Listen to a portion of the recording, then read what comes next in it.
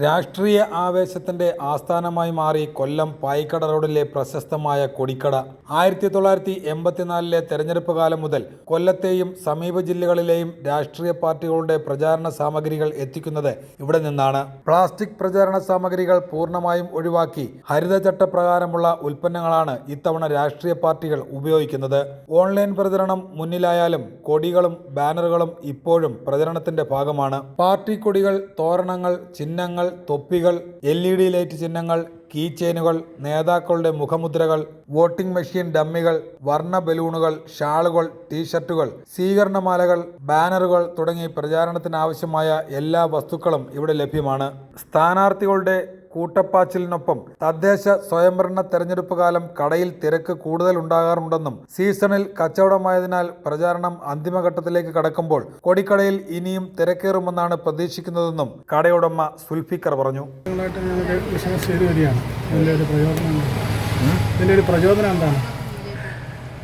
അങ്ങനെ ഇപ്പം പാർട്ടി രാഷ്ട്രീയക്കാർ കൂടി വരില്ലേ, അപ്പം സെയിലും കൂടിക്കൊണ്ടിരിക്കും. ഇപ്പം ഒരു അത്യാവശ്യ ഘടകമായി മാറിക്കൊണ്ടിരിക്കുകയല്ലേ. നാൾക്ക് നാല് പാർട്ടികൾ, പുതിയ പാർട്ടികൾ വരുന്നു, പുതിയ സംഘടനകൾ വരുന്നു. അതിന് നമുക്ക് പ്രയോജനമുണ്ട്.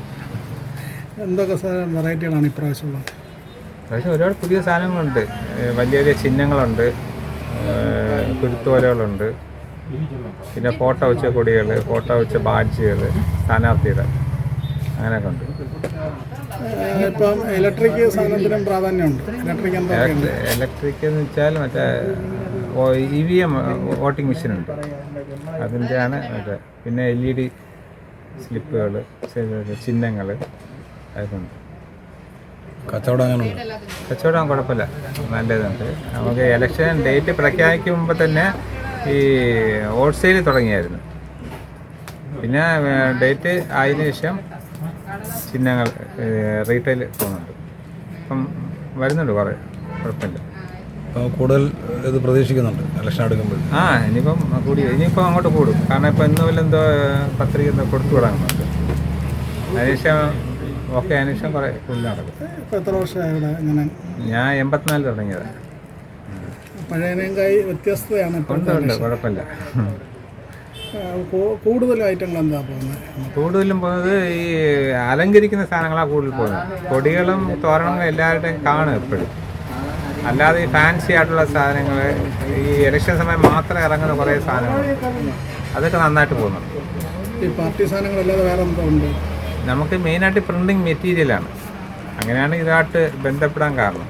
പ്രസിൻ്റെ പ്രിൻറ്റിങ്ങിന് ആവശ്യമായ കെമിക്കൽസും ഇങ്കുകൾ, അതൊക്കെയാണ് നമ്മുടെ മെയിൻ ബിസിനസ്.